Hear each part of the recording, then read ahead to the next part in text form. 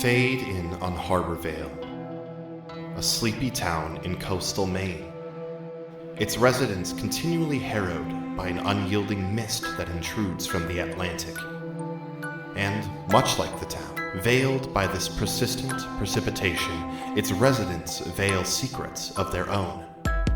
Secrets of an ancestral curse, and the desire to embrace it. Secrets of justice, distributed in the shadows. Secrets of newfound duty, and a life left behind. Secrets of bestial instinct, clawing its way to the surface. And as we cast our eyes towards these silent secrets, we shall delve even deeper into what truly transpires down by the bay.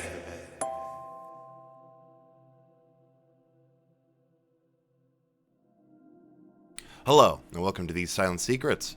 My name is Zach, and I'll be your MC. Where last we left off, the Soup group were separated around the town of Harbor Vale. Jason, on a trip with his father to the home office, where things are seeming to go a little more sideways than they were originally hoping. Kanan, woken up very early in the morning by their aunt, went out to the woods to practice some hand-to-hand combat as well as some control over the wolf inside of them. Avery was lured into a trap at the hospital by Alexandria Milligan that quickly turned violent.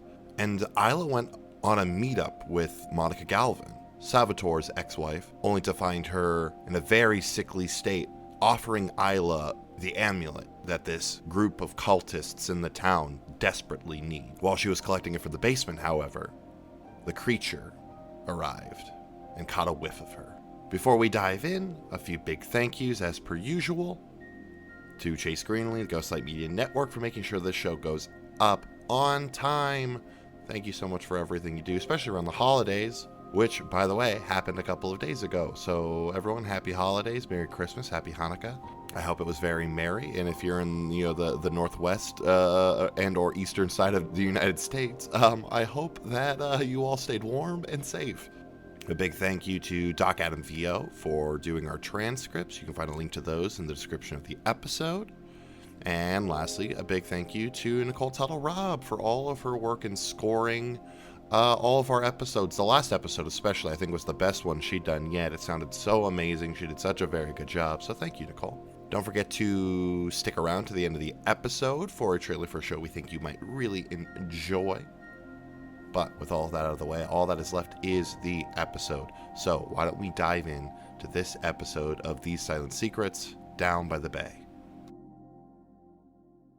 So as I'm sure you're aware, Jason, we have a strict code in regards to what we use, what we use our gifts for. And this was revoked because, well, you're using it for non-Reaper business, which does violate that code. Is this? Well, this is me. No disrespect. Is this my turn to? I didn't know if you had more. Nope. Please. Okay. Well, I appreciate that there is the code and the rules, and normally I try to stay in those lines and not abuse any sort of power or anything like that.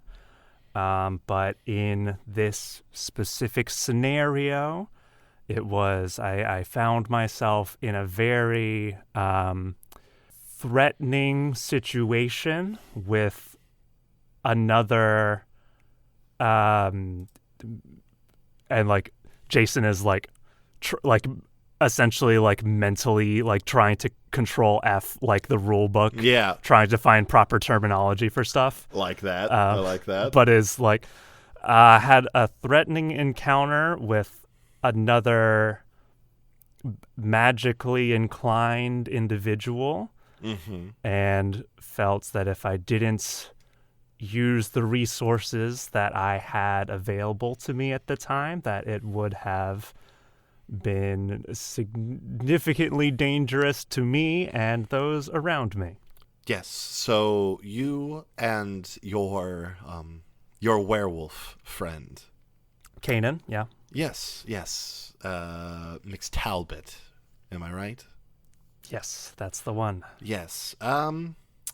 See, the bind that I'm in now is that you and your friend took out what was essentially a protected target.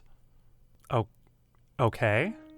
And if you, with your, as we discussed earlier, this sort of like alertness that you have, you feel your father's sort of like his posture, his body language, like it's almost braced, like braced, like ready, like, because just that sentence, I think, was enough that he's like, wait, what? Yes, you see, we have, let's call it some beneficiaries that support the organization, and well, the Milligan family were important to them.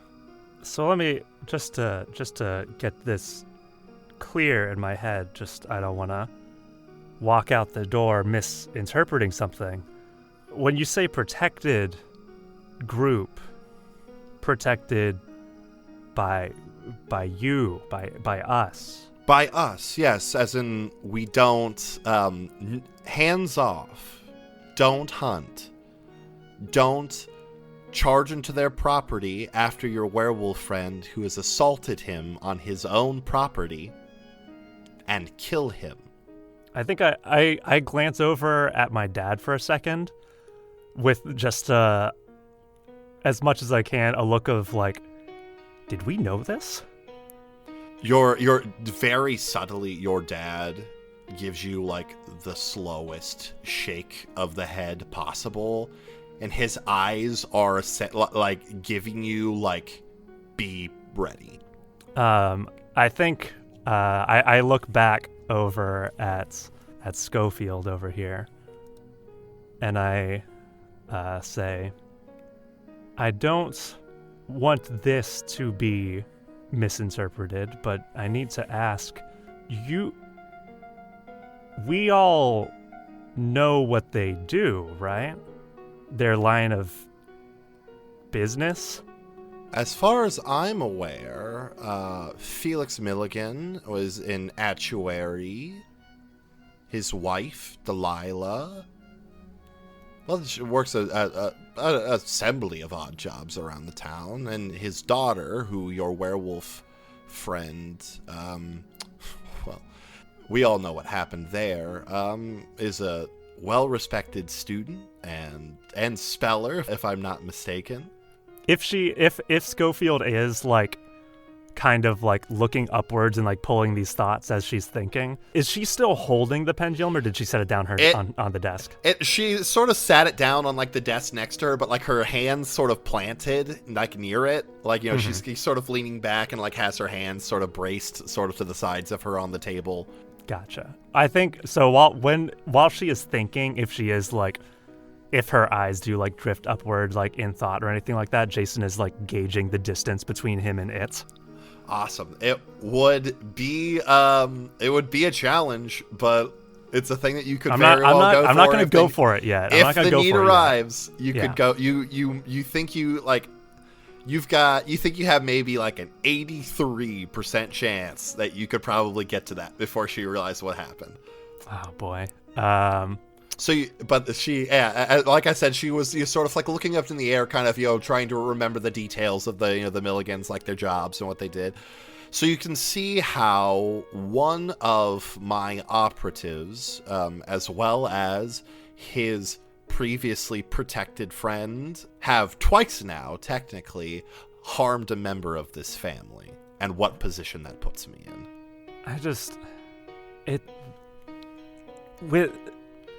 Can you repeat like what she said their careers were again? Felix was is a city actuary, which is a very grown up sounding job that I don't think I actually know what one does. And his wife Delilah just kind of does a bunch of random like sort of odd jobs around the city. I don't think I have a list in my head, but just kind of does a bunch of random stuff. Sure. I think Jason like presses a little bit and is like, An actuary seems like kind of a strange thing for us to protect, though, wouldn't it?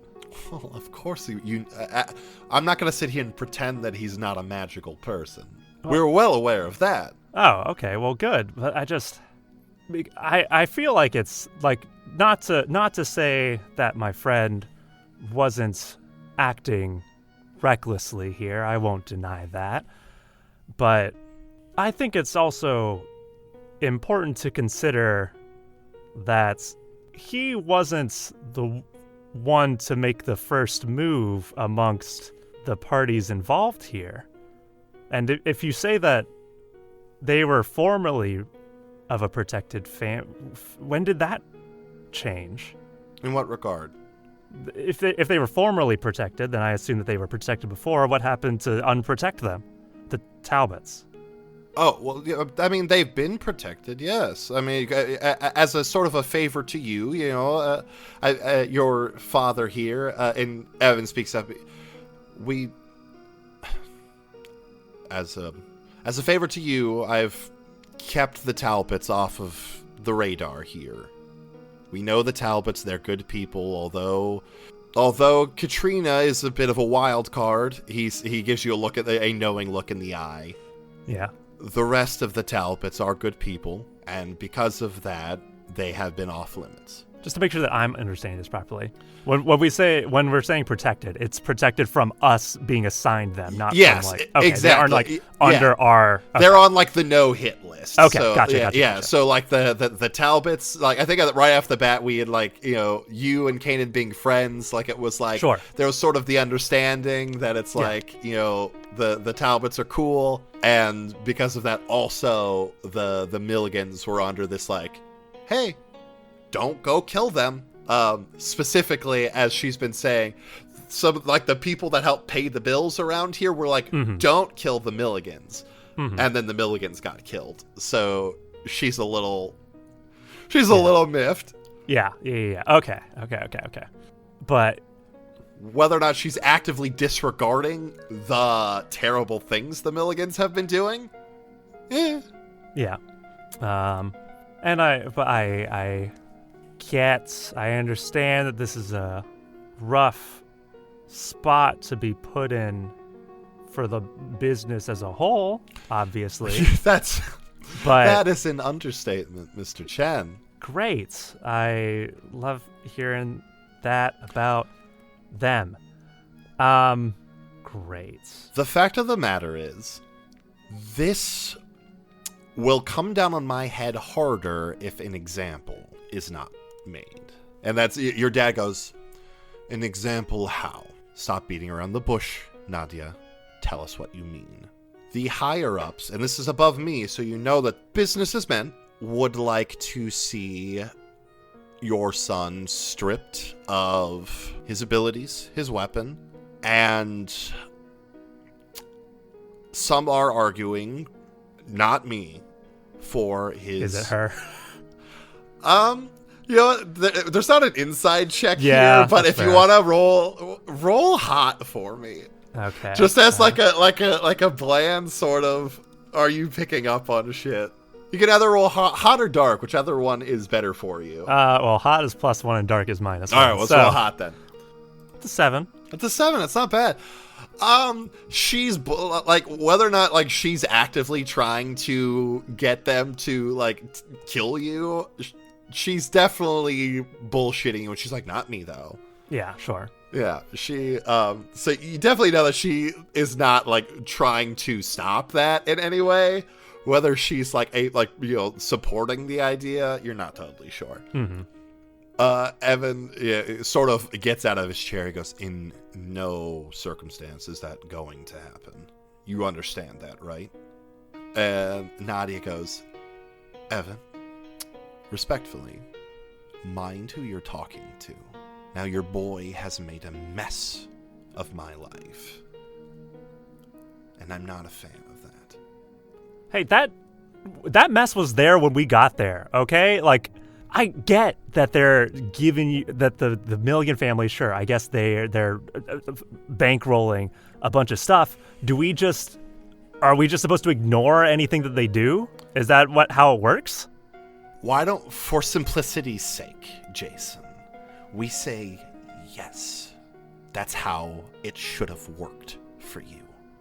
I like look over at my dad for a second with like a look of, I'm gonna keep going.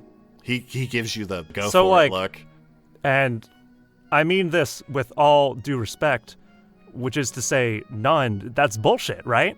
Like, they literally have tried to kill and assassinate people that we know. Like, this is like textbook definition of what we're supposed to be stopping. Do they have control over who we get assigned to take out? They don't, but I do.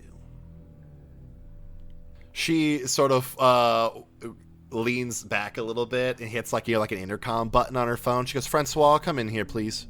And the door opens, and behind you, the red-headed form of Francois steps in.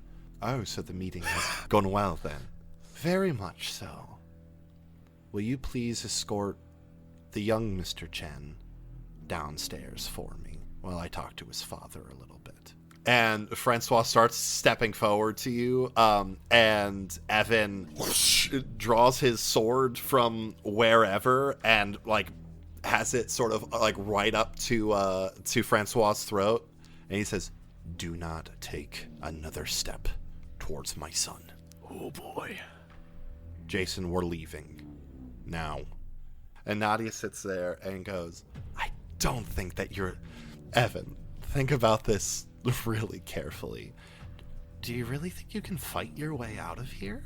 And your dad sort of, keeps the blade to Francois's throat and turns towards Nadia and goes, "If my kid has a weapon," and he takes his sword up and cuts off Francois's arm, and he grabs it with his offhand, tosses you his sword, and it's almost like he reaches into a tattoo or something that is on the arm that he cut off and produces from it a fucking claymore, a big ass Zweihander, and just spins and takes Francois's head straight off. I think as this happens, Jason's gonna spin around and he's gonna take just the rope that he has over, and he'll double he'll drop one of the ends of it and just grab it so he has both ends of the rope, and he's going to attempt to toss the slack over, is going to attempt to toss it over her head. Do you catch your dad's sword? He did throw it. I do to catch you. it, yes. Awesome. I do catch it. So you get his sort of curved blade, long handled daub in one of your hands, and quickly whip the rope up that you sort of catch in the gripped hand as well. And I'm gonna try to throw the slack opening of the rope past Nadia's head, and then I want to grab it and try to yank her head into the table. Oh damn! Okay, roll me a lash out physically check. Oh gosh, volatile. Come on, let's go. That's a 9. That's a 9. All right, so that is a partial success. Give me a moment. Give me a moment. Give me a moment. Give me a moment. I know that's my catchphrase. Just a second. 1 second. So lashing out physically. So on a 7 and 9, you harm them but choose 1. They learn something about your true nature and gaining string on you. The MC decides how bad the harm turns out, or you become your darkest self. Let's see. I think that I'll do you decide how the harm goes. You decide that I decide how bad the harm turns out. Oh, yeah. Dude, that's a gamble every time. I know it is. That's why I pick it. And also because Reaper's darkest self is you lose all your powers. You need to remind me to tell you the story of the dirtiest I've done someone with that. It's my favorite bit. But yeah, so you jump and you do that. You manage to you smack her head on the table, and she, oh god. And I do want to reach over and just grab my pendulum too and just pocket that. Awesome. So yeah, because I like it. You snag that, But it's one of those things that, like, the momentum just of you pulling her down, it's the thing that she manages to, like, roll with it and gets her head sort of pulled out of the loop you put out, and she flips around. So she's on the opposite end of the desk that you are, but she is free. That's what I'm assuming. I'm taking as deciding how the harm turns out as you put her into an optimal position, whereas she kind of had her, like, restrained before. Yeah. Sure. And she is up and ready. Your dad holding this big-ass fucking Zweihander as, you know, Francois's body is sitting there still kind of twitching and bleeding on the ground. He says, run. Aunt Katrina? And I'm like, I want to call out, but not loud. But, like, kind of that moment of, like, Aunt Katrina, are you there? Like, loud enough so where she could hear, but not loud enough someone far away could hear. She's not there, and you get no response back. Kanan is going to... I definitely want to try looking for her. Okay. And I'm not sure if this would be a gaze or a heightened senses. That's what I'm trying to figure out. I would accept either. You know, it really depends on how you want to go about it. I think I would try to go heightened senses because I'm trying to rely on the wolf. Awesome. Okay, so yeah, let's roll heightened senses. So you're rolling with dark, and technically it's night here, so your dark is going to be higher. Okay. I don't know if that's what's the thing here where it's what? Yep. When I'm basking you may act moonlight, as if I you act had as- a dark 3. 3 dark, yeah. So well, I would say that this counts. Partial. It's an 8. Partial success. So let's see. 7 to 9. Ask one of the questions from below and take one forward. Okay. Where's my best escape route or way in? Your best escape route or way in? That's an interesting one. But I think this is a cool piece of insight. You get the feeling, like, as you're trying to assess the situation, you're not physically here. You're in an odd space. Okay. And you get that either your best way out or your best way in is through. There's something for you to figure out or to learn here, to accomplish, and to get out of here. The only way to do it is to complete that. Kanan is going to go over to the nearest tree and put, like, a hand on it. Mm-hmm. Specifically feeling for how the bark feels. Like, if it feels, like, weird in my hand or if this is, like, a normal bark feel. Like, because Kanan is kind of like, am I dreaming or... It's odd, because, like, you know, I see what you're thinking. Like, is this, like, a simulation or what? It feels like what you'd expect, what you, Kanan, would expect bark to feel like. Okay. Like, the texture of the bark that you have touched in your life, it doesn't feel any different, because it's like a sense memory that you have. Okay. But there's an odd humming to it, like a vibration, almost. And as you kind of focus on that, you feel it in, like, your feet, and, like, it's almost suffused in the air around you as well. Like, this place is energy. Kanan is going to, feeling it on my feet and feeling it, like, on my hand on the bark, Kanan is going to drop to all fours, like, and if I have shoes on, I'm going to kick my shoes off. Awesome. To, like, bare skin on the ground to, like, see if I can feel this. And then, Kanan, I'm going to Apex Predator half shift. Okay. And I'm going to howl back. Fantastic. So, yeah, you howl and you wait for a couple of moments.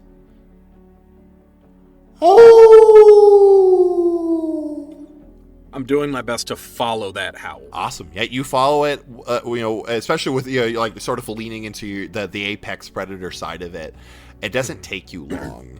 And as you sort of walk into a clearing, similar to the one that you were in originally, you see off into the side what looks like stone, you know, with an alcove in it that's dark. And as you sort of get closer, you see a pair of lupine eyes sort of glowing from the darkness.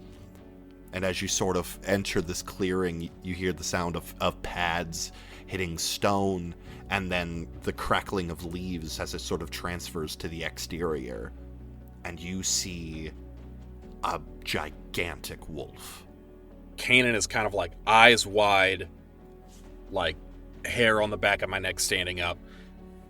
Is going to come off of the all fours and back, like, bipedal. Mm-hmm. And just kind of... And Katrina? Like questioning and seeing for a response. It's sort of, it's essentially starting like a large circle. I don't think this is the best way. I don't want to do this.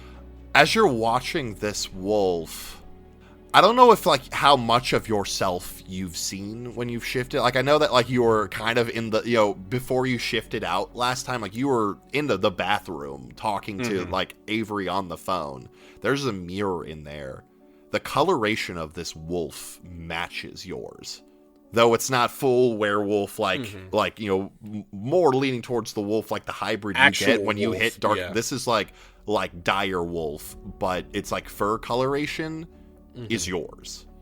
I'm going to match the circling, like walking around, but I am going to like pull out the talons, and I'm just ready, mostly to defend myself in case this thing comes at me. Yeah, you two begin this long, slow circle, sticking to the trees on the outside of this little clearing that you're in. And then I want to heighten senses again. Okay. Specifically, I'll roll and see what I get. All right. 11. Full success. All right, so you get to ask me 3 questions from below, and you take another forward. Oh, nice. So you've got a bunch of forwards right now. Yeah. So, first question, who's in control here? Second question, I'm again doing the where's my best escape route, because Kanan does not want to fight this thing. And then third, depending on the answer to the second question, what's their secret weakness? Awesome. All right, so first question, who's in control here? It's a tie. Ooh. Okay. You are in control here, or the wolf can be in control here. Second question, your best escape route away in, I believe was the second one? Or it's was it? Or way in. Oh, yes. So what was that the second question that you had asked, though? Yes, yeah. So what's your best escape route or way in? The words of your aunt from the other night ring in your head. Okay.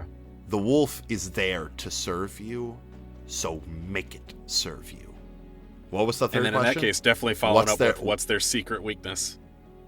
Every wolf. I know this is a disproven sort of biological thing, but I'm going to go with it anyway.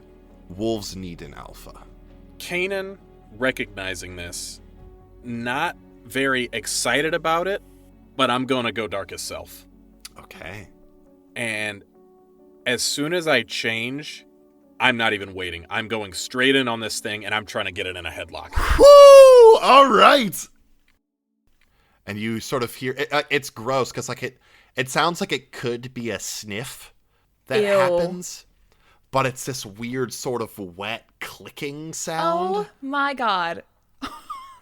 Okay. The fish maiden. And you sort of hear like the wood floor sort of creak, almost as it's moving through the house, and it like where you're at in the kitchen, it's like you're by the counters, and the door into the dining room is sort of forward and to your right. Straight ahead of you would be like a hallway that leads to like the front door, and there's like a living room that's sort of diagonal from you, like through a couple of walls, and it heads that way. So like it's kind of at the moment moving away from you, looking around for you. Gotcha. So you've got a little bit of space here. If you either wanted to go for Monica, you could, or you could try and find another way out. It's really whatever you're deciding to do here. Yeah, I'm going to go for Monica. You're going for Monica. Yeah. Awesome. Sorry, are you like making like a break for it, or are you going sort of quietly and trying to avoid the thing? Yeah, I'm going to like sneak around the like cabinet into Awesome. Monica's so as it's room. sort of hooking up and around, you're going sort of the other almost way. following in behind it. Yes. Yep. Gotcha. Awesome. So you're moving your way that way, and you continue to hear that sort of like it's a thing you've heard a couple of times more, but that hard kind of plated sound as it like with every step as it's moving through the space, and you sort of come into the room and you lock eyes with Monica, and she's justifiably horrified. Of course. As she's like giving you a look of like, what the hell are you doing? But this thing it continues searching for you and goes, I have things that belong to you, Halloran, your sire, your mate. Give them to me, and they wake up. Oh my god. So you're in the room with Monica. What are you doing? I'll whisper, "Is it true? Is what true? Will this necklace stop him?" If they don't have it, they can't do what they need to do. Okay, you're coming with me. How are you gonna get past that thing? I have a knife. Okay, I trust you. Okay, I'm going to take the back, handles of her wheelchair Okay. and, slowly wheel her forward. Awesome. So you're trying to quietly sort of take her. Are you going back towards the kitchen? Are you going into the sort of? So at this point, you're in a dining room. Mm-hmm. It's rectangular. Off of one wall is a door into the kitchen where you just were, and Yeah. then sort of catty corner or whatever is the door into the living room that the thing had kind of walked into and does not appear to be there at the moment. So you could kind of go the direction the creature just left, or you could go back where you just were. Living room, because I came into the living room. Yeah, you sort of went entrance way through the living room into And the then dining room. okay, It was kind yes. of your, yeah. So living room.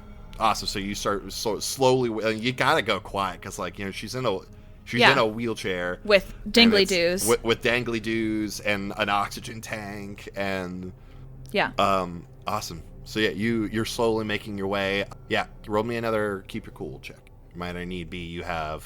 It's a 9. It's a 9. Mm-hmm. Awesome. Fantastic. So on a 9, the MC will tell you how your actions would leave you vulnerable, and you can choose to back down or go through with it. I feel like this is very important that we stick to the letter of the law and keep it cool for this one. Does my forward count for this roll? It could. If you wanted to use it, you could, and that could bump that to a full success. Can I save it? You could totally save it. Okay, I'm going to save it. You're going to save it. Yeah. Awesome. So moving forward, so you got your free hand, you have a knife in the other hand, but it's still you've got a lot to manage, and you're trying to stay as quiet as possible. Correct. So a misstep could be disastrous. Yeah. You know for a fact already this thing moves quick, and it moves fatally. Oh my god, I'm terrified. Okay. So you can either choose to move forward, or you can choose to back down. To not. I'm gonna move forward. Awesome. So let me now, since the thing is downstairs, let me just go over the plan, like what your plan is here. Because right now you got Monica. Are you trying to get her outside? Yes. Awesome. Knife in my hand. So you've got the necklace in your pocket. You've got a knife in your hand. I got a Monica in front of me. In front of you.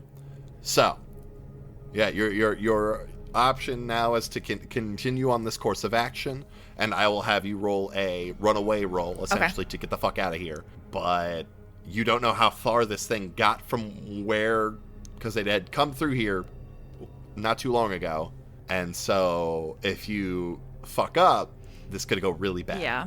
What's a runaway? What? Runaway is volatile. Fuck! Okay. And granted, you have moves and things that you could also use. Oh, I do. Don't forget that, you have abilities and stuff. I have magic. You're a mermaid. Oh, but nothing of mine's gonna help me in this situation. Okay.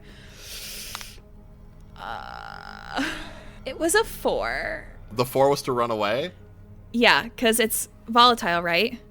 And I rolled a 5. Okay, so you rolled a 4. So you went for it and you failed. So mark that experience. Oh my god. Which I think that puts you to 4 experience. It does, yeah. Okay, so it's an immediate thing. You go, and as you're trying to turn Monica to get out of here, you hear the boom of the oxygen tank clipping the leg of the table. Oh, and you just hear "Arr!"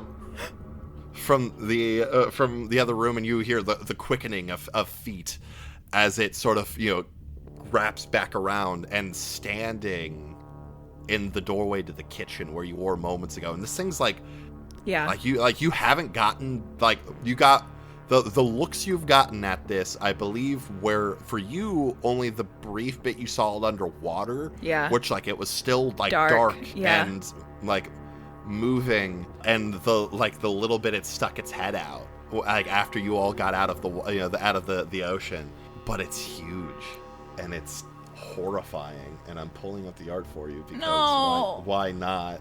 Oh, it's so ugly. There you are. Okay, so it's behind me in the kitchen. No, so you were sitting where Monica was sitting, was almost facing that, and you went to move her towards the living room. So it's across the dining room, there's a table between you and it. Okay. And it's in the doorway to the kitchen. Gotcha. We're booking it through the living room. So we're going for it. Yeah, Wheels of Death. We are booking it. Fantastic. So, yeah. Because you failed, so it knows where you're at, and it's coming after you. Yeah.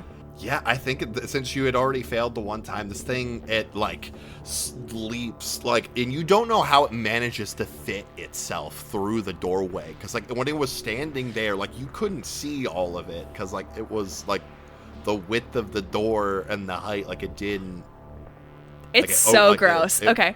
And it contorts itself and jumps through, and as you're going, you catch these the claws catch you in the your left arm that's pushing the wheelchair. Take a point of harm. No. Awesome. So you keep going. I'm terrified. I'm literally shaking in my boots. Good. That's the goal here. I really don't want to kill my little fish maiden. Fish maiden. My guppy. There's something about saying fish maiden in that voice that's really cool. Fish maiden. I can't even do it. Fish maiden. Why can't my friends be here? Why does it only have to be me? So you push as fast as you can, and you just got cut on the wrist pretty hard. Yeah. And you run, and you get through into the entrance hall, and to your left you see on the ground Dakota, laying face down in just a pool of blood. Ugh. And you manage to get the door open really fast. As you're hearing the doorway that's right behind you, you see claws sink into it and try to rip the plaster away. You make it out the door, and you're in the front lawn, and then suddenly your brain halts, and you... Oh, you're making this really fun. And she's going... she slashes out at you with this scalpel in her hand. We're going to call it a mixed success. So she does clip you, but you're going to get a string on her as you get a glimpse at her true nature. Okay. She has this aura about her. It's not, I want to say divine light, but that's not what it is, because it's not divine and it's not light, but it appears to be favor that has been curried by her devoutness to the over easy god. Yes. The over easy god. Yes. I don't know if I spelled that out for you enough, but yeah, it has a bit of protection from a third party. Yes. That okay? Oh well, specifically, she's the faithful. That makes sense. Yeah, but yeah, you're in raven form. So when you take harm, it's doubled. It's doubled. Just wanted to make sure we were both on that same page. Yeah, no, we're on that page. Which makes me real worried for you. This it's is a okay. big move. It's okay, because what I would love to do next is get my talons around the scalpel. Cool. So you're going to try to yank that from her. Yes. Awesome. Let's call that a lash out physically, and we'll kind of play fast and loose with the rules there. That is a 7. That is a 7. That was so close. Awesome. So, what are you attempting to deal any harm here, or are we just calling this kind of a volatile with dark kind of a thing? Yeah, essentially. Yeah, I just want to get the scalpel out of her hand. Awesome. So you get down and you grab the scalpel and sort of take off. Before you get too far, she does sort of swat you. I want to go in a specific direction, so I'm going to let you know that now. I would like to go So I'm assuming she's at like the head of the bed on one side. Yeah, she's like to the left of your grandmother. So like when Okay. you walked in, she was on like the far side of the Perfect. hospital. I want to be on the right side of the head of the bed. Awesome. And my goal is essentially to get the scalpel, get on that side of the bed, and Avery. Avery. We're gonna say that you make it there, but it's a little bit of a rough lane because as you grab that, like she kind of grabs like your like a bit of like your tail feathers, and you kind of spin out, and so like you hit the floor. You're not gonna take harm from it, but you sort of crash land, and I'm assuming you Avery. Yeah. And you're on the opposite end of the bed. Fantastic. Do I get to go next? Or does she? No, she gets back up. I think she just tries to throttle your grandmother. You took her weapon from her, so I think she full on just both hands around her neck and is just trying to choke her to death. I take my fist and I slam it against the call button on the back of the wall, and I Cool. scream as loud as I can. And I'm calling for the nurse. All right, And, so you hit that. Are you doing anything else? I would let you do that. That's Yeah. really easy to hit a button and yell something. So I'll try to get my hand in between hers and Grandma's neck. I'm pulling as much as I can on her fingers to give as much room as I can. I know I'm not going to get her off of Grandma, but as long as I can keep her airway open at least enough until an orderly comes, I'm just trying to pull her hands, essentially. How do I want to do this? Because I feel like this should be like a contest almost. And I know I'm not supposed to roll dice, but I kind of want to. That seem fair? Whatever you want. So we're gonna say that Alexandra, she's dainty. She's got like a -1 volatile, and you can roll volatile with dark, which is nice for you. Yeah. And we're gonna see who rolls higher. That is a 10 for me. That's a 10 for you. Yeah. 8 plus 2. That's a 4 for Alexandria. So yeah, you managed Get wrecked, bitch. to break her free. Are you attempting to hurt her further, or are you just trying to get her away? In fact, I don't want to hurt her at all. I don't want to harm her one little bit. I mean, No. I don't have talons. I didn't do that. Oh. Who did that? Very Not good. me. Not me. Not me. Drama. I'm not the drama. And so I'm just trying to keep her away from Grandma's windpipe, and I am playing the victim right now. Like I am screaming bloody murder. I am saying, "Stop, please, don't hurt us. Why are you doing this?" Like I am playing the victim right now so loud and just waiting for that orderly. So you clearly got her beat, and you sort of are fighting her, and she sort of settles, and she closes her eyes. "My lord, I'm your faithful servant. Please protect me." And she vanishes, and you're in a room by yourself with your grandmother with a scalpel in hand. Cool, I'm gonna bird again. All right, you bird. Where do you fly out of the room? Do you open a window? What do you do? Is the window openable? You can get the window open. Sure. Okay, I know some in hospitals aren't. I mean, you could at least it's one of the ones that sort of slant down, and that's Okay. enough for a bird to get through. Like, Yeah, I'll go. awesome. So you go, and you jump out the window. Mm-hmm. Do you head somewhere else? Do you duck back around? What's the goal? Yeah, I'm in Darkest Self right now, and the Raven's at the wheel, 100%, and the Raven wants Milligan, so I'm gonna gaze to find her. All right, roll with dark. Ooh, boxcars, +2. 14, baby. Very good. Very, very good. Mm-hmm. You, you're taking off back into the sky, the rain pelting back down on you. A feeling at this point you're so used to. This rain has not let up for days, and your vision shoots out in front of you, just like a fast moving camera, looking for Alexandria. and it comes in a dark space. It looks, industrial, sort of, on the, at some point, someplace in town. You see her sort of on the ground, sort of catching her breath as she says, "Thank you. Thank you so much." And a voice by a door in the distance goes, My assistance only happens once. Do not fail again. and Alexandra is alone at a warehouse that you know where to find. Great. I'm going to make a pit stop in my car Okay. and grab those boning knives. You grab those boning knives. Because once again, Avery's going hunting. Okay. Awesome. Yeah, that's easy enough to do. Do you take your car with you from there, or do you? No. Do you go No. back onto Yeah. the wind? So I just got like my little knives and my talons. I love that. Yeah, and I'm flying out that direction towards this industrial place.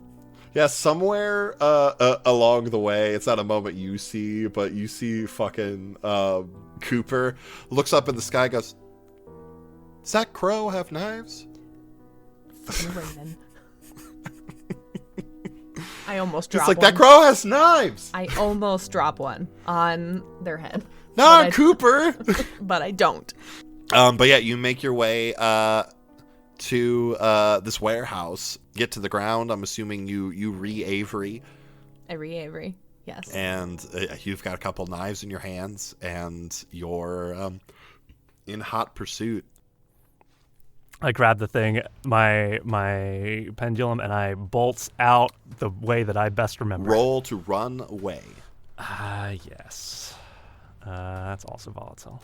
Boop. Which you're pretty good at. I think that's your highest thing, That's right? it is. That's my only +2. All right, so roll to run away. When you run away, roll volatile. Okay, so on a 7 to 9, you get away, but choose one. You run Sure. into something worse, you cause a big scene, or you leave something behind. Oh, I'm causing a big scene. You are causing a big scene. What does causing a big scene look like? I think it's deliberate. Like Jason is like bolting out, and like it's very much like the chase scene where like Jason is like running through and just like pulling down cabinets as he goes to Awesome. I like try to fucking like love that. make it harder to get caught up to. Yeah, no, you're running, and yeah, you're tossing like fucking mail carts over. Like if there's like a table, you fucking grab like a stack of papers and throw them into the air, and they spread out and are all floating everywhere. And as you're fucking sprinting, and yeah, you've got people who are like standing up and poking their heads out of offices trying to see what happens. You can see some people are like conjuring weapons, like just like thinking that something's happening, and Jason is like calling out to everyone of like, Nadia's turned on us. Get out of here while you can. And your dad is attempting essentially to keep up with you, but you've kind of made the place a little hard for him to keep at. Like, so he's running. He yells at you, "Get back to the doorway now!" And is going there, sprinting after you. You see, like, if you look back, you see him, and you see Nadia is right fucking on his heels, and he's kind of doing the same shit where he's like trying to throw shit, like whatever's left. Like he grabs like a fucking water cooler jug and like tosses it like behind him. And at this point, like you see like other people from the building are sort of converging on him, but he's managing to kind of. It's like that scene in Sandlot when Benny's being chased by the dog, and he's like tired, and like things are like like he's getting. You can tell like like a blade is like caught him like once or twice in the back, and so he's a little hurt. And you get right to the doorway, and you start hearing the of like the stuff opening from the other side. And as your dad turns the corner, is right there, you hear a familiar sound that is a piercing, like a puncture wound, happen as your dad stops where he's at. And you see sort of a similar weapon, like it's almost like it was like an arrow that was like shot into him and is tied off to like a rope. And you see Nadia, who is like working the rope over her elbows as she gets closer to your dad. And your dad, who's sitting there, you see like the point protruding from his chest, and he says, "Finish this. Do what you need to. You don't need their gifts. You were made for this, Jason. How far back is he? He's a ways back, and Nadia's got him by a rope and is right behind him. Your dad is essentially telling you to go. I am going to. I have a question for you. Okay. Well, I'll tell you what I'm going to do first. Is that I'm going to attempt to turn around, take the pendulum, just the stone of it. The dart of it. Yeah, and I'm going to attempt to just quarterback throw, rocket it directly at Nadia's head. Yeah, nice. All right, so you make another last shot physically. But so my question is, do I get my bonus from the reaping, since it is my reaper weapon? You've got it in your hand, so I don't see why not. Oh gosh, do I have anything else I can use on this? I don't think I do. No, none of my forwards are relevant. Okay. Let's see. All right, let's make the roll, bud. It's an 8. An 8. With the reaping, using it, you treat it as a 10 plus for 7 through 9. It is, so it's a 10 plus. That's a full success. So you take this thing and you just whip it, and it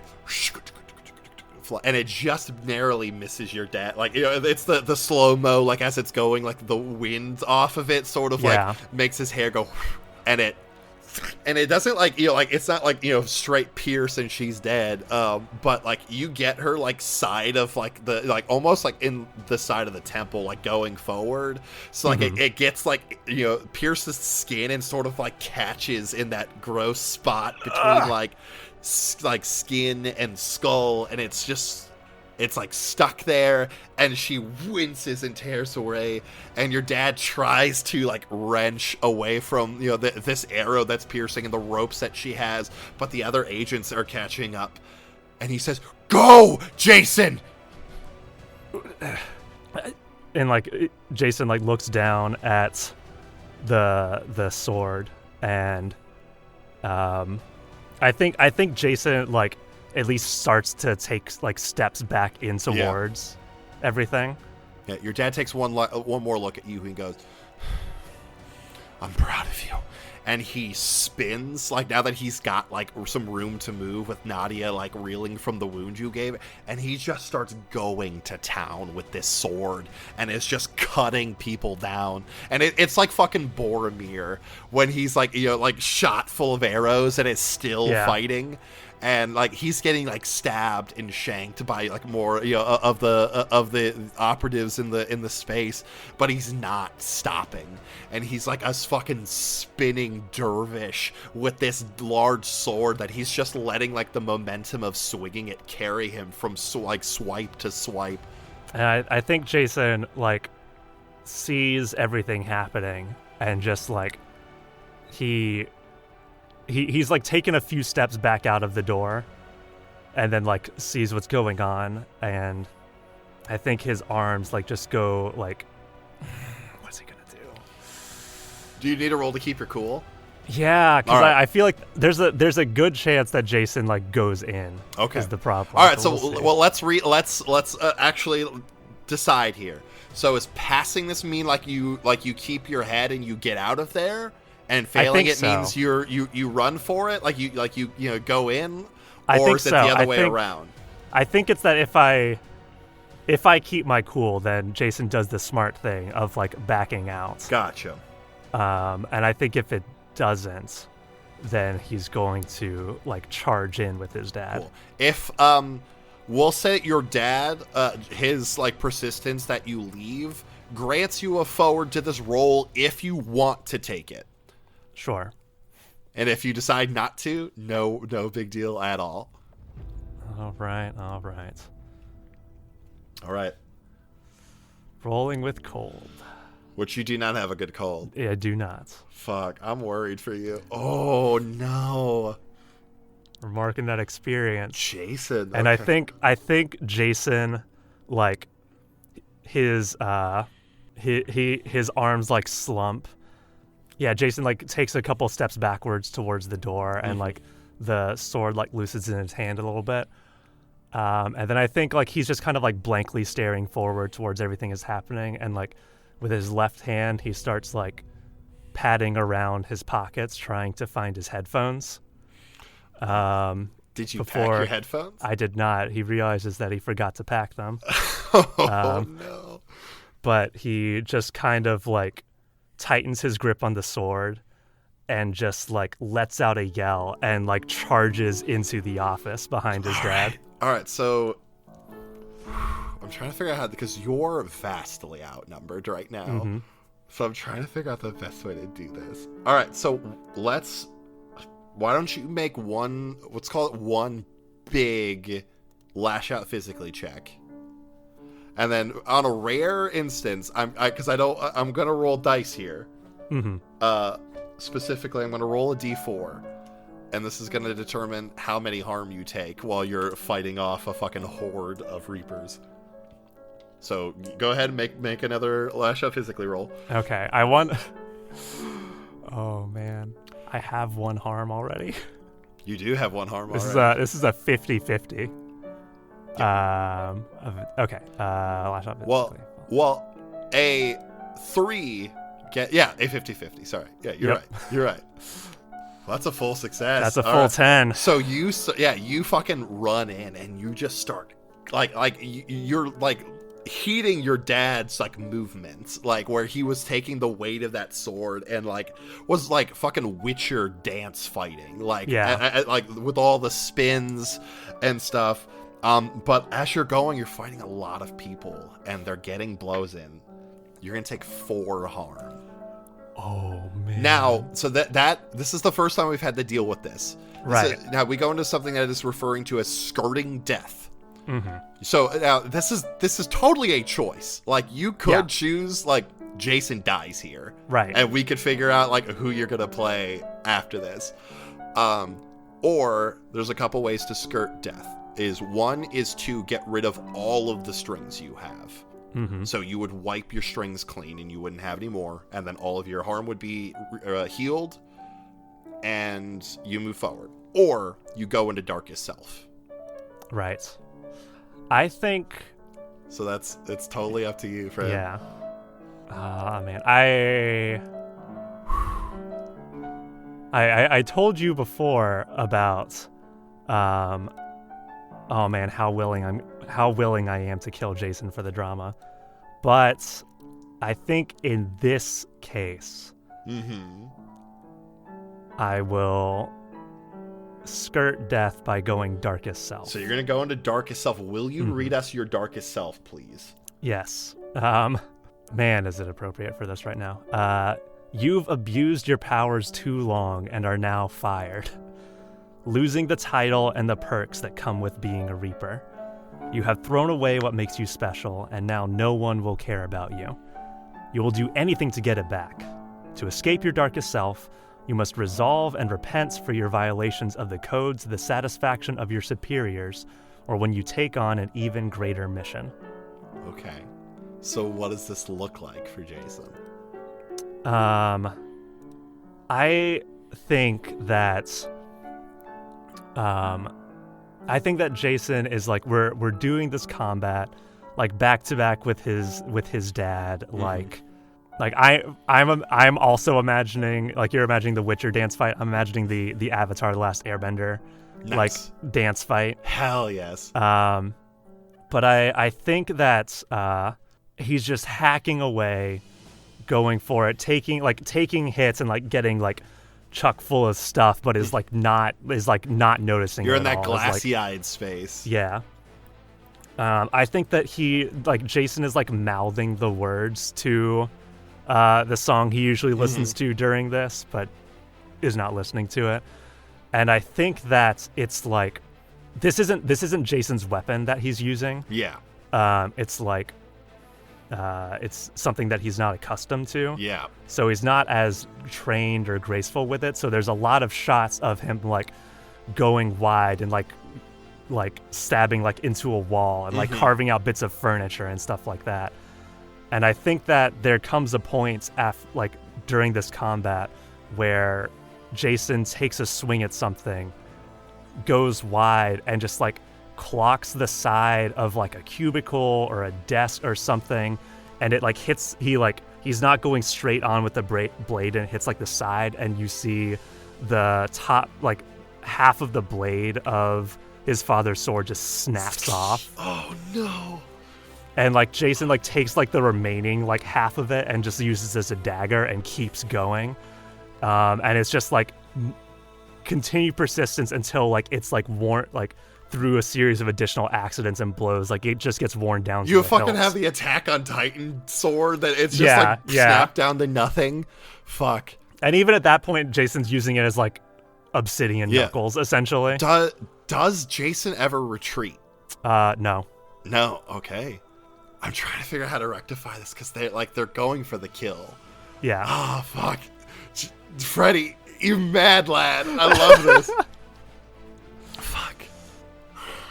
Oh, you've already. The problem is when you're darkest self and you have to skirt death, you don't have darkest self as a choice anymore. Yeah. Does my harm get reduced again? I mean, like when you skirt death, your health goes, your harm gets erased. So you go back up to 4. But if you keep going, you're still getting hurt. So he doesn't turn and run. Nope. Okay. I think that. Well, let me think. I'm trying to think. Look, I've got how this ends. Unless you want to do something different. If you stay and fight until the bitter end, I know how this ends. But if you decide that if you change your mind and you want to book it out of here, that's also acceptable. Yeah, I think Jason just keeps going until he's brought down. Jason just keeps going. Okay. You fight and you fight as hard as you can, and eventually you see your dad fall. He's taken blades and has been bludgeoned and beaten with hands and feet, but you don't stop, and this sword that your dad gave you is whittled down to just the grip, which you're just like baton striking people with.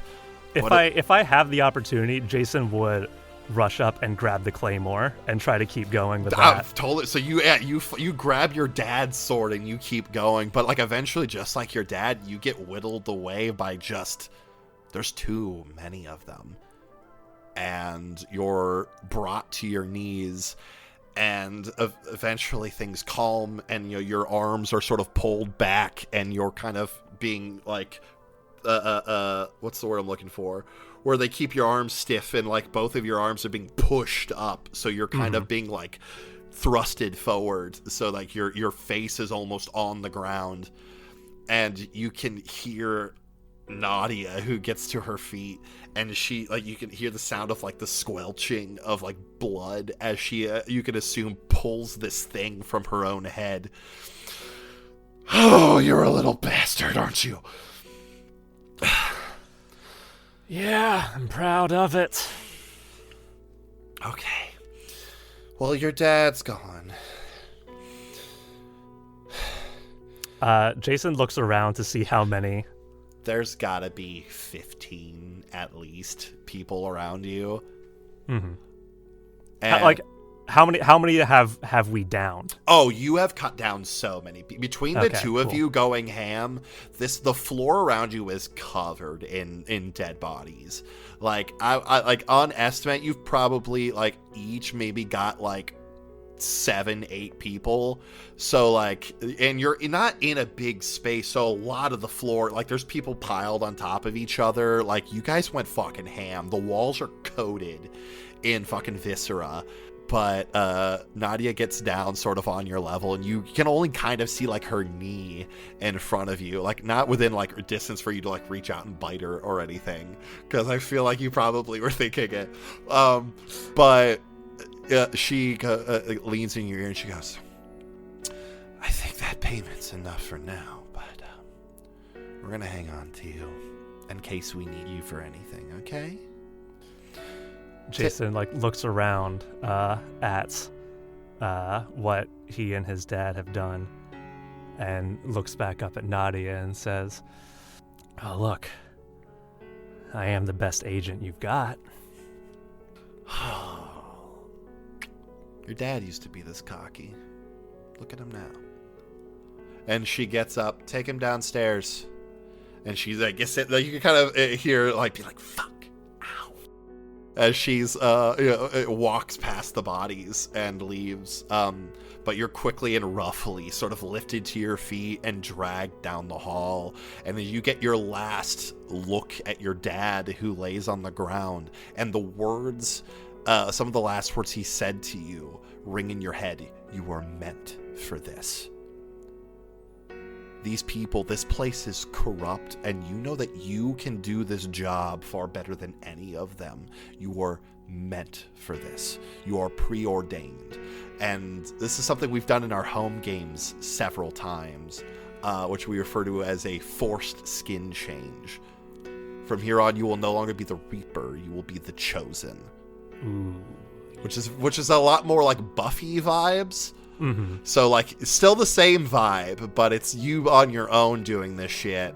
You don't need these fuckers anymore. And we'll talk a little more about how the mechanics of that and, like, moves and stuff will work. But you're taken off down to fucking corporate jail. Oh, that's good. That's spicy. Fuck. I love it. All right, roll or lash out physically. Okay. And does my volatile change it? No, it doesn't. Just my dark. Okay. 13. Success. Full success. Very good. Yeah, you, before it even realizes what happened, like, you know, it was in this circle thing, and it looks away for just a moment, like, glancing at, like, where its, you know, paws are going to land next, and in that moment, you strike, and you launch off of your back foot, and, like, mid-jump is where you sort of, the bones pop and crack, and at, like, you finish as you collide with this thing and roll on the ground and wrestle it, and you've got it right behind the head, and it's snapping its jaws trying to get at you. What are you doing?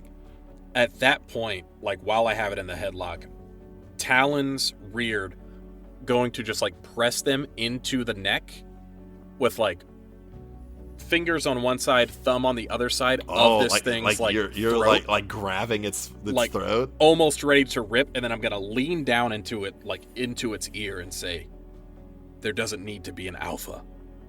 We can work together. Oh, fuck. But make your decision wisely. I need you to roll to shut down. Okay. And I would say, and you've got those 2 forward right now as well. Yeah. As a reminder. But that's rolling with cold, which I know you're not very good at.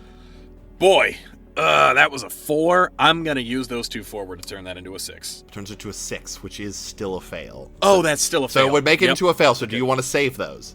Yeah, I do want to save those. Awesome. Okay. Yeah, you sort of, that moment of, like, you're trying to show mercy on this thing, and it manages to get its, like, hind leg up, like, on your chest, and it sinks the claws in and pushes itself, like, you know, away from your arm, and manages to get back to its feet and sort of, you know, sinks down. And is kind of backing away, preparing, like, yeah, much like your aunt did earlier, is squaring up with you. You caught it by surprise, and it's not going to let that happen again. Okay. At that point, Kanan kind of, like, squares up on this thing again, sizes it up, and just says, I just want you to know, I tried. And then I'm going right back in. But this time, like, not headlock, I'm just going in, like, claws bared, and I'm trying to do the best to, like, you're not trying to mortally wound it, I'm assuming, is the goal here, or are you going for the kill? I'm trying my best to, like, roll up on it, pull up, and get that stance that my aunt taught me. Gotcha. To then be ready to either deflect or lash out. Gotcha. Cool. So you're not lashing yet, but, like, you're prepared for it. Prepared for it, yeah. All right, I'm seeing what it does. Awesome. Yeah, the moment you start moving on it again, it's going to rush at you, and I feel like it leaps. It's weird. You don't, like, contest with this sort of thing, so this is very odd. Like, combat in this game is a little weird. I think it kind of nips you, and it's weird because, like, neither are you, like, this thing is a part of you. So, like, the shit that you get, you know, like, this, like, big resistance you have to, like, harm and stuff, it has that too. So like you two are literally just gonna end up nickel and diming each other, which is odd, but like it jumps forward and kind of like gets you on the arm a little bit, like a little bit of blood comes out, but like you're both strong, but you're up and you're ready to go. As soon as it catches me on the arm, yeah, I'm going to now lash out physically. I'm going to try and sweep up under it, get a like hand in its belly, and like flip and slam this thing. Oh damn! Okay, roll for it. Oh boy, that's a fail. I'm going to turn it into a 7. All right, you're so you use one of the forwards. You're going to turn it into a 7. Awesome. So it's a partial success. So you can let it know something about your true nature. It gets a string. You let me decide how bad the harm turns out, or you become you can't become your darker self because you are your darker self. I would say in this scenario, I'm fighting with myself. Yeah. Learning about myself. I would say it learned something about me. Awesome. Cool. It's weird because it's a different facet. Like it's you, but it's a different facet of you. Yeah. Which is very interesting. So yeah, it gets a string on you. And it's like it's kind of up, and like you've you're like you picked it up and you threw it, and it hits the ground, and it immediately sort of brings its jaws around and like latches onto your calf with its mouth, like as hard as it can. I would say like hard enough that it deals you a harm. Okay. This thing does not want to go down. This thing wants dominance. It wants to be an alpha, and it will fight you for that right. Kanan then at that point, as soon as it latches on, I'm going to kick that leg up and just use my full body weight to fall into this thing. Okay. And I'm just trying to like elbow to the ribs. Elbow the shit out of him. Slaps the elbow. Fuck yes. All right.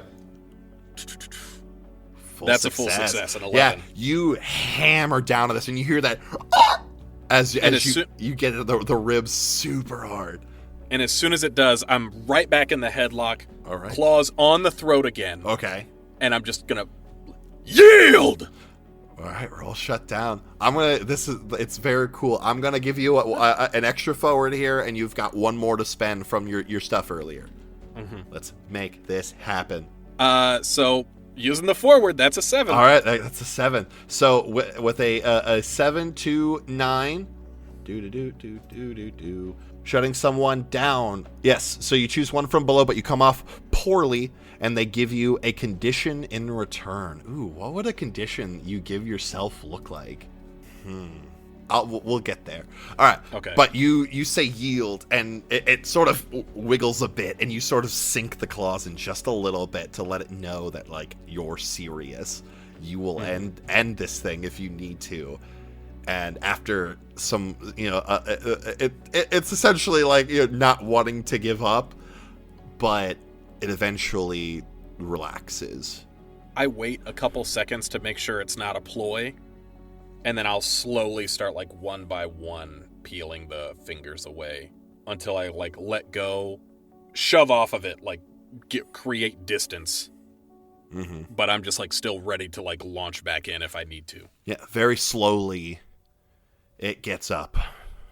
And it sort of, not hostilely, but, like, pads towards you and just kind of looks up at you. Well, it depends. What position are you in? Are you standing? Are you still kind of down on the ground? I'm like on 3, like back feet, left foot, or left hand is on the ground, right arm ready to go, but like planted, kind of. It walks towards you, and it puts like its snoot, like fangs aren't bared. Like, it doesn't look like it's, it has submitted at this point. Okay. And it sort of half points its snout towards the ground, sort of presenting, like, its forehead to you. And it's just sort of waiting expectantly. I, like, kind of grab the bottom of its chin to still, like, be somewhat in a, like, in-charge position, but I will place my forehead against his, but like still holding his forehead like I'm allowing this. Awesome. So you put your foreheads together, and that hum that you've been feeling around you since you woke up in this weird space intensifies. And it's not words, it's almost a feeling. This weird feel, it's like sarcastic almost, but like if a person were to say it, you'd hear like whelp. But the wolf begins to illuminate, and it dissipates into the forest around you. And as that light, dissipates, and it starts to brighten, and your vision is overtaken with light again, and you wake up on the ground. Rain sort of dripping down ever slowly as it's broken through the canopy a little bit. And your aunt looks down at you. You okay? Yeah. And then I just, stand up, and I kind of, start to dust myself off and, good, shake out my arms. I smacked the shit out of you. Yeah, but it was good. It was good. That's what you get for the sneaky sucker punch, kid. Yeah, the way I see it, anyone that's trying to kill me isn't fighting fair. So... That's a good point. If this is supposed to be learning how to protect myself, I gotta do everything I can, right? Is that wrong? Did I... No. And then Kanan starts to get a little nervous, should I not have done that? No. I'm sorry. Hey, it was good. Okay. A few more rounds than breakfast, yeah? Yeah. And Kanan's itching to go now. Awesome. And she squares back up, and you go back out with it, but there's a ferocity behind you now. And it's not just the one that you've found in moments when you've needed it, but it is a consistent ferocity that you've got the wolf behind you. And as your aunt said, serving you. No, it's the thing from the gazes. And you're back where you were last night. And Julian lunges at you and pins you down, and you hear the sound of wet footfalls coming up behind you, and you look and you see a set of legs. The scales still haven't receded fully from coming from the sea. And as you look up, you start to see scars and things that you've known that your dad has bore with him. And you look up and you see your father standing there, his face as twisted as Julian's, and you hear, "This could end, Halloran. Give me the necklace. Give me the statue. And I'll wake them. Here and now." Am I able to talk in this place? as far as you're aware. Okay. Will they come back as they have been? As they've always been. And you'll leave the ocean alone? That isn't promised. I don't have that authority. Who does? The old one. The Watcher. The boiled god. And it says a word that you can't fathom. The same way that reading that text you couldn't fathom. Okay. And you sit in this weird space, and even in this dream space where you are, you feel your hand in your pocket, and it touches the necklace that is still with you. And you think of what the creature just said, this word that doesn't mean anything, you can't understand it, but then as you grab this necklace, it makes sense. You hear it again. The Watcher. The boiled god. Talk. Dar. Ooh. Take me to him. I need the necklace and the statue for that. I'll make you a deal. You can have the necklace. You return my father and my Julian. And if they're safe and as they were before they got sick, I'll take you to the statue. Your vision, and you are back on the lawn, holding onto the handles of the wheelchair. You hear the sound of the plates hitting sidewalk behind you. I'll give you confirmation now. Your phone rings. Who is it? Do you answer it? Yeah. Gup. Gup, are you okay? What has happened? Julian? Gup, are you okay? Are you? I'm fine. Where are you? Describe what you're looking at. I don't know. It's like a room and it's dark down here, but like there's a bed. I was on a bed. Okay. I'm coming. Go. Wait. And you don't hear anything. Think of it as a trial run. You know I'm serious. He'll be just as he was. Give me the necklace. I need my father, too. It will happen. Consider that proof of what I can do, and how fastly you'll get what you deserve. Okay. And Monica goes, "What? What is he What is it talking about?" I'm sorry, Monica. No, It's what I came here for. don't you? And she reaches her hand back and she like grabs your hand. Don't you do that. I have to. Do you think for a second that they're gonna last long if you give them what they need? I have to trust them. I need my family back. Then beat them. I'm sorry. Don't. And I'll wrench my fist away from her. Okay. And so I go up to said monster. It stands a good 3 feet taller than you. Damn it. Okay. And it just looks down. So, like... You're a mermaid. You're strong. Are you trying to do some sneaky Yeah. sad shit? I'm assuming so. Okay. The ocean is behind us, right? No. Yeah, no. I mean, not behind you, but sorry, my kitty food just dropped, so You're fine. there's going to be some munchy sounds. But yeah, the ocean's sort of off in the distance a little bit. What? The aqueducts are below us, yeah? I'm assuming there's, like, storm drains and stuff. As a very wise fish in Finding Nemo once said, It all goes... all drains lead to the ocean. Okay. What do I want to do, though? I don't know. What do you want to do? Okay. I'm excited. It's gonna be, like, twofold. Okay. I like to do something first, Okay. and then do something else. Love it. Okay. So, the fish man is... We're kind of, like, staring at each other, right? Yeah. This is kind of gonna happen at, like, the same time, I feel.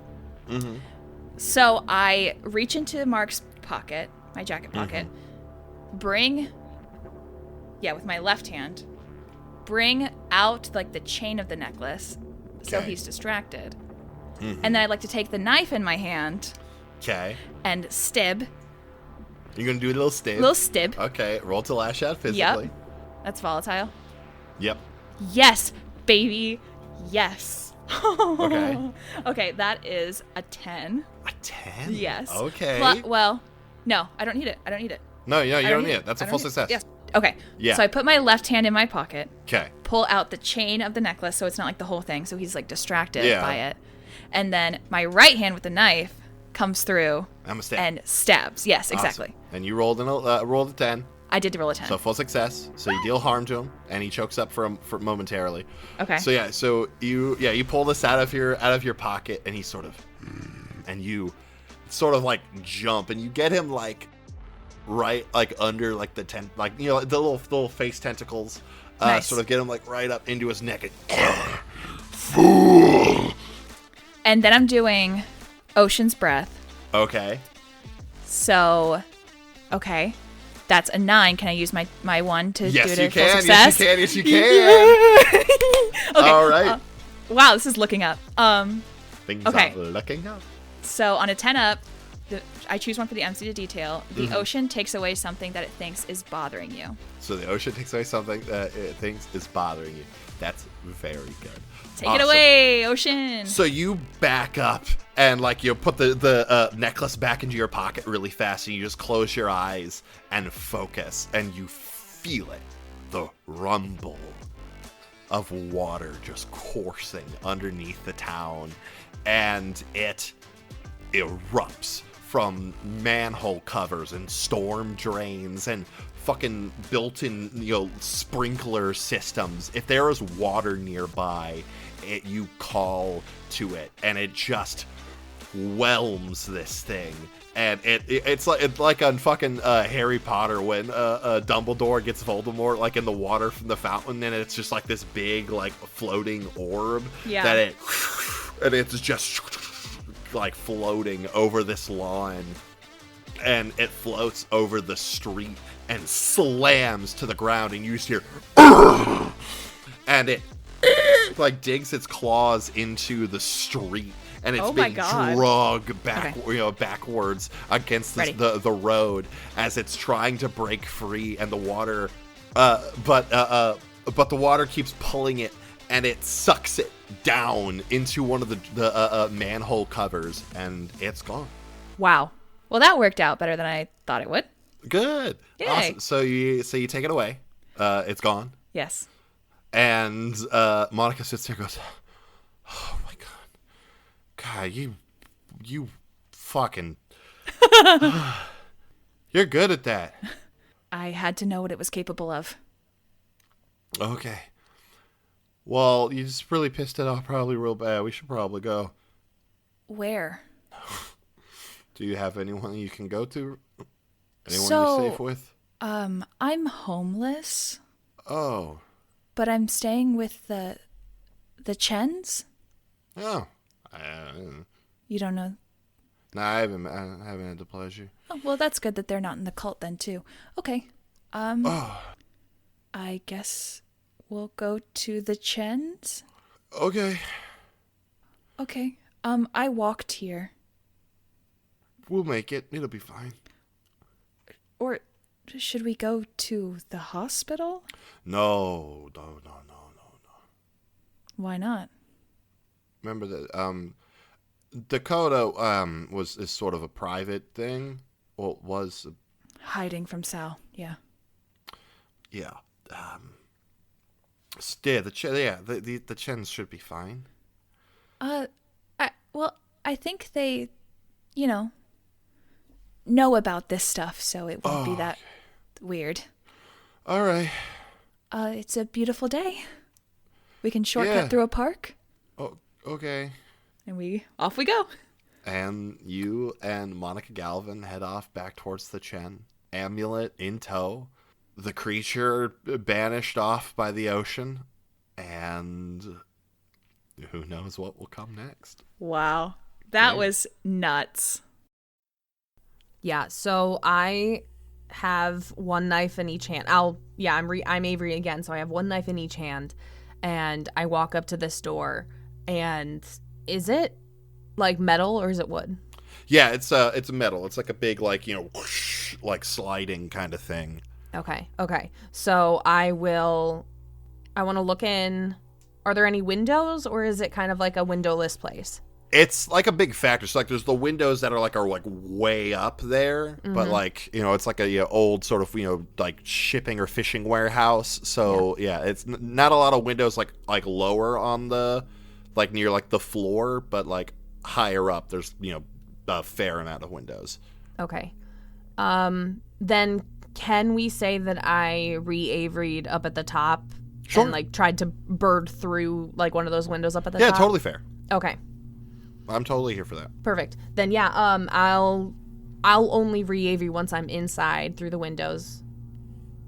Awesome. So you get in and you sort of skulk around in the rafters of the place for a little bit, or unless you hopped down to the ground. Not yet. Not yet. Awesome. So you're sort of staying higher up, kind of moving your way around, being careful, and eventually you come across Alexander, who's sitting kind of in the dark. And is sitting there touching the wounds on her eyes, ow, God damn it. This has never been a thing before, but I'm wondering if maybe in Darkest Self this kind of works. Let me know if this is not going to work, but this is what I'm thinking. Is it fair to say that some of my Raven characteristics might be a little bit more prominent in Darkest Self? How do you For mean? example, if I go to jump off these rafters right now, if I put my arms out, will that help me float down? Not fly.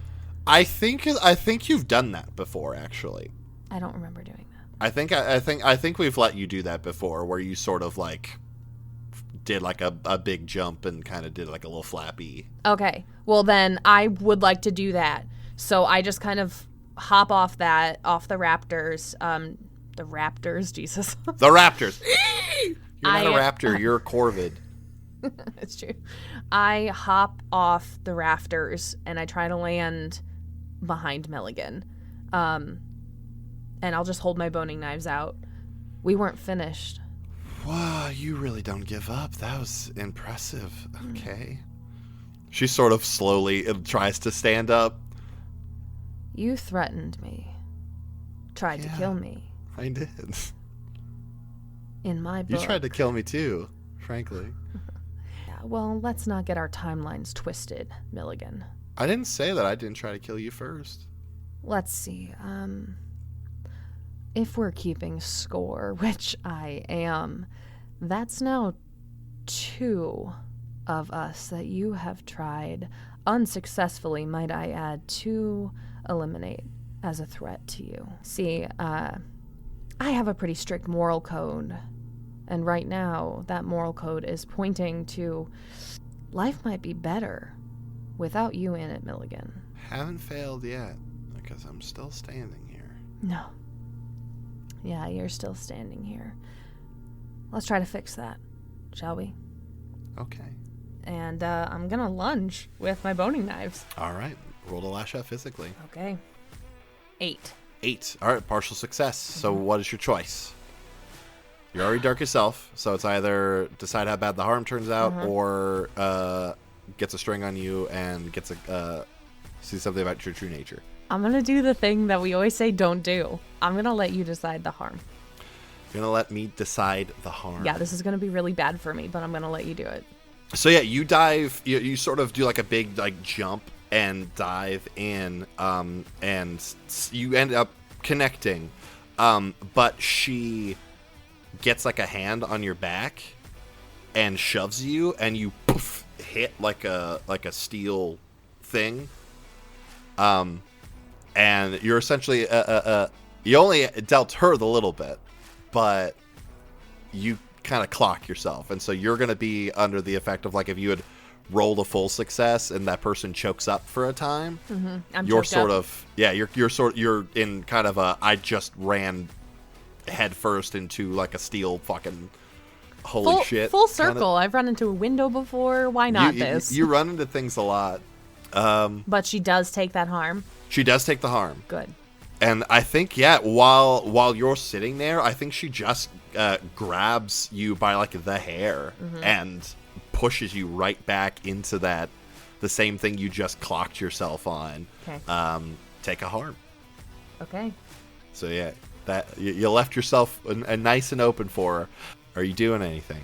You sort of get your composure back. You know, the rooms kind of stop spinning. Yeah. And Alexandra, like, even when you were in the hospital room, like, you could still kind of see the girl that you've known for probably most of your life. Yeah. She just looks feral now. Like, she is of singular purpose, and that is to put you down. Yeah. And it's unsettling. Okay. I am gonna turn around. Okay. And I'm gonna grip her by the back of her head. Okay. And I just go, we're all afraid of something. And I'm gonna use Nevermore. Okay, you're gonna use Nevermore. Fuck yes! Is that a big full success? Oh yes, it's only a 10, but it's a full success. All right, read Nevermore for me. Okay. That's the big dream one, right? Yes. Okay. Nevermore. When you lash out physically against someone, you can confront them with a nightmare instead to affect them mentally. On a 10 up, you trap them in a nightmare. Do 1 harm and give them the condition haunted. I don't know their current fear, unfortunately. I mean, I could guess, but I don't know it. So I don't get the string as well. But okay.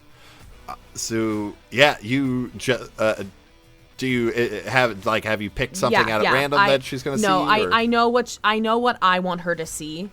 I just don't know if it's her specific current fear. Awesome. But here's what she sees. Okay. I disappear.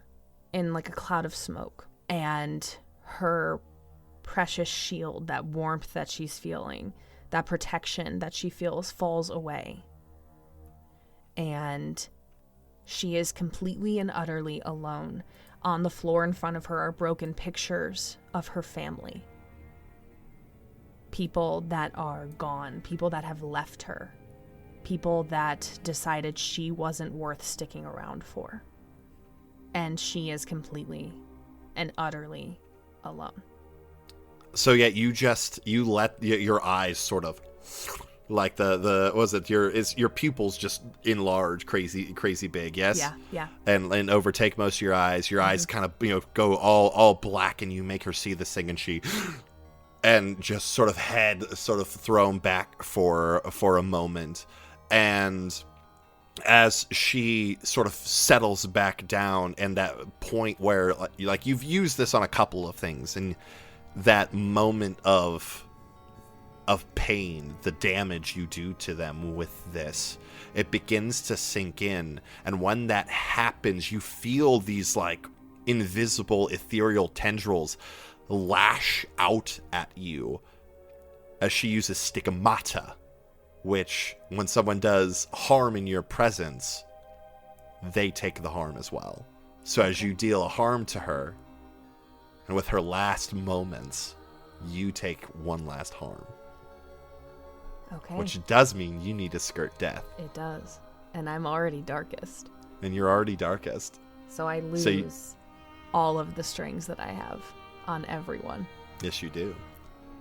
Yeah, so... I'm watching them erase from your sheet, and it's really cool. So as that happens, like, all of those connections that I've made with people, whether it be good or bad, they're just kind of slipping away as I watch Milligan take that harm that I gave her.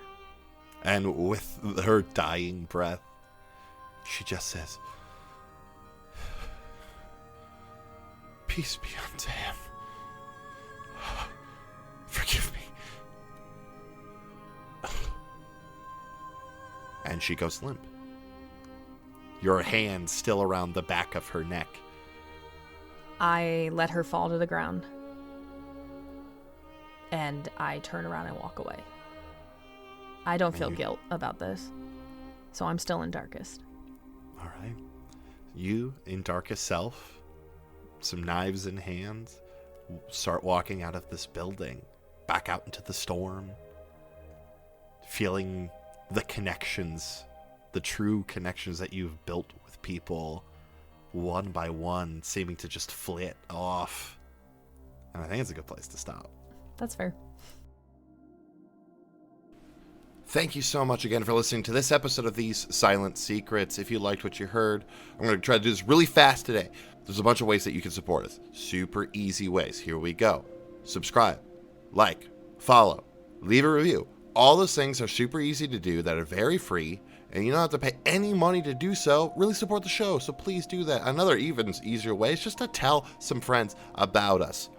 Let them know you like the show. They'll like it. They'll follow it. They'll like it. They'll tell more people. And then we have enough people to do the world's biggest snowball battle royale. We all show up. Blood will be shed. Hopefully not too much, though. Then we'll all have hot cocoa and have a great, great time. Sound great to you? Sound great to me. Fantastic. If you want to be a little spicier, you want to donate to us, financially, a couple ways to do that as well. You can check us out on Patreon, patreon.com/ghostlightmedia, where you can donate to us monthly and get some fantastic rewards for yourself. It's a win-win. Another way, you can go to us on Twitter at Silent Secret Pod. We got tips turned on. So if you don't want to do a monthly thing and you just want to check us some money, you can do some there. And also you can check out our merch store at tpublic.com/store/ghostlight.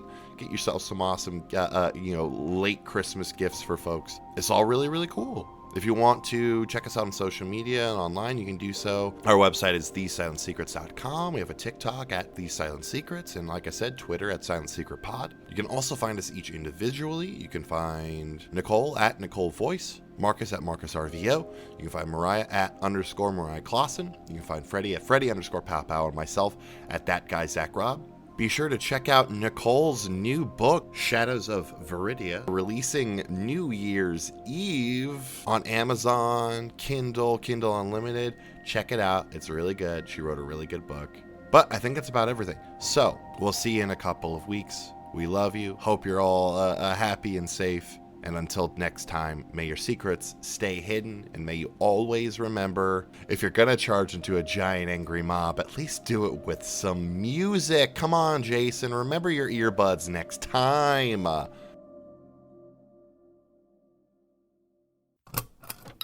This has been a Ghostlight Media production.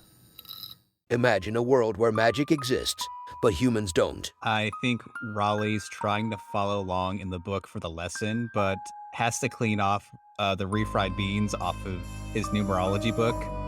Now imagine a magical school in that world that isn't influenced by a turf. Nothing bad has ever happened in magic school. Imagine that this school exists on an island where a goblin, a werewolf, and a fish girl work together to make a better world for themselves and others. Toilet mimic! Now imagine that this world exists in a podcast that releases every other Wednesday. I think I'm kind of a princess, so, you know. Are you? I'm not, but, you know, I think I have that Congratulations. You just imagine Don't Cast, Don't Tell, the first campaign in the Bone Rollers podcast. You can find it wherever you find podcasts by searching for Bone Rollers starting February 2nd, 2022. And remember, being queer is magical.